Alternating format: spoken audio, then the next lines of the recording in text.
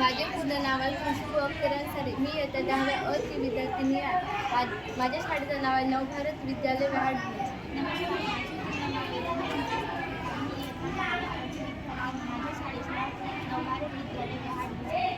नमस्कार, माझे नाव मी आता 8व्या अ ची विद्यार्थिनी आहे. माझ्या शाळेचे नाव नवभारत विद्यालय वहाडणे असे आहे. नमस्कार, माझे पूर्ण नाव तेजस्विनी बंडा कोडांबे आहे. मी इयत्ता 9व्या अ वर्गामध्ये शिकतो. माझ्या शाळेचे नाव नवभारत विद्यालय वहाडणे आहे. नमस्कार, माझे पूर्ण नाव वैष्णवी विद्या सातपुते आहे.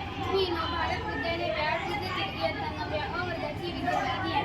तर आज आम्ही विकसित भारत बुलटॉन 2025 अंतर्गत जलप्रदूषण निर्बंध हा वर्किंग मॉडेल बनविला आहे. ह्याबद्दल मी थोडक्यात माहिती सांगणार आहे. जलप्रदूषण विविध स्रोतातून येते, जसे की कारखान्यामधून निघणारे रासायनिक पदार्थ, शेतीतील कीटकनाशके आणि खतांचा अतिसार वापर, तसेच शहरातील सांडपाणी आणि कचरा नद्यांमध्ये टाकणे व नैसर्गिक कारणामुळे होणारे इरेजा.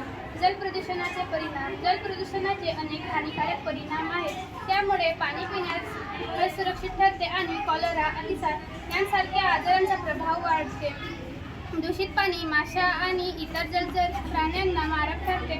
तसेच पाण्यात वाढणाऱ्या वनस्पतींनाही ते हानी पोहोचवतात. जलप्रदूषण कसे कमी करायचे? जलप्रदूषण कमी करण्यासाठी कारखान्यातून पाण्यात जाणारे रासायनिक पदार्थ थांबवणे आवश्यक आहे. तसेच कीटकनाशके योग्य रीतीने शुद्धीकरण करावे व नद्यामध्ये आणि तलावामध्ये कचरा न टाकणे या उपायाने जल शुद्धीकरण करता येते. जलप्रदूषण हे अशी गंभीर समस्या आहे जी प्रत्येकावर परिणाम करते. जलप्रदूषण रोखण्यासाठी व जलस्रोत स्वच्छ ठेवण्यासाठी आपण प्रयत्न केल्यास आपले परिसर सुरक्षित राहील आणि स्वच्छ पाणी मनुष्य व प्राण्यांना वापरासाठी उपयोगी राहील.